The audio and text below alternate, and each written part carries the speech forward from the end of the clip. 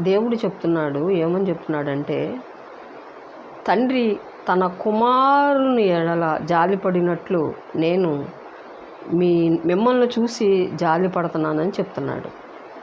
అంతేకాకుండా ఆయన ఏమంటున్నాడంటే, దేవుని స్తోత్రం, తండ్రి ఏదడిగితే అది ఇస్తాడు.